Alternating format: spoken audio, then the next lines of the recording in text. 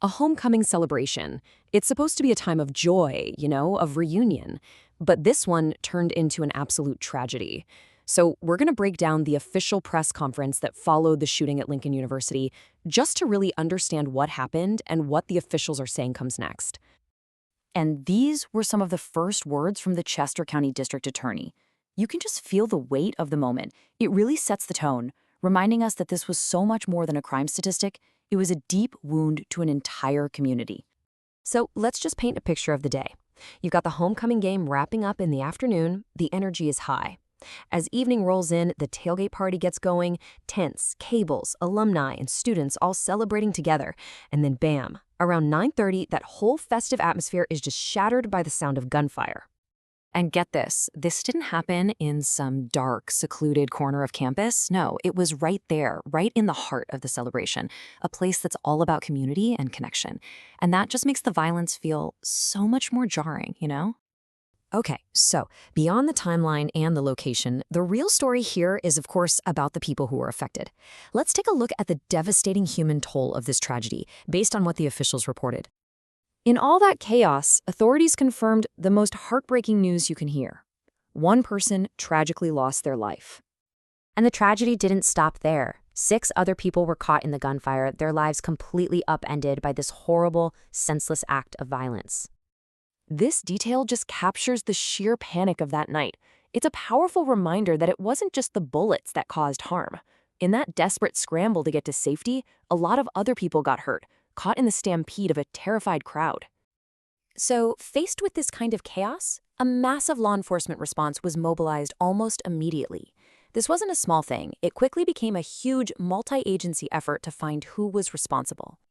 And this just shows you the level of collaboration we're talking about. Local, state, and federal agencies all working together. And that kind of response is absolutely crucial in a complicated case like this. With a huge crime scene and so many witnesses, you got to pool your resources to get answers fast. But there was one huge question hanging over the entire investigation. Was this the work of a single lone gunman, or was it something more coordinated? And the DA's answer? Wow, it just sent a chill through the room. He was very deliberate, using the plural shooters. He was signaling that yes, they were actively investigating the terrifying possibility that there was more than one. Now, while the investigation was still really fresh, they did have one small glimmer of progress. A person was detained near the scene and they had a firearm. But the big question remained, were they involved, and maybe more importantly, were they the only one? With so many unanswered questions, investigators knew they couldn't solve this case on their own, so they turned directly to the public, making this really urgent and specific appeal for help. I mean, think about it. In today's world, a scene like this is captured instantly on hundreds of smartphones. Investigators knew that this digital evidence, all those little clips and photos, was the absolute key to putting the puzzle together. They needed everyone who was there to share what they saw. And they made it incredibly easy for people to help out. It wasn't complicated. A simple phone call and witnesses could directly upload their photos and videos, basically providing real-time intelligence to the entire investigative team. The DA repeated this number over and over again. It was like a lifeline for an investigation that was desperate for any leads it could get. 1-800-CALL-FBI. But this tragedy was about so much more than just a crime scene and an investigation. It was really about a community in shock and a historic legacy that felt like it was under attack. To really understand the depth of this devastation, you have to understand what Lincoln University means. It's the nation's first degree-granting HBCU. For them, homecoming isn't just a football game or a party. It is a sacred tradition. It's a celebration of resilience, of history, of achievement. And this violence struck right at the heart of all of that.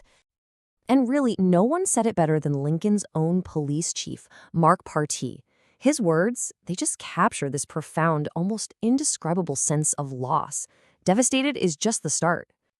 And the district attorney's final words really echoed what the whole community was feeling. Just this desperate, heartbroken plea for an end to the kind of senseless violence that had stolen so much from them.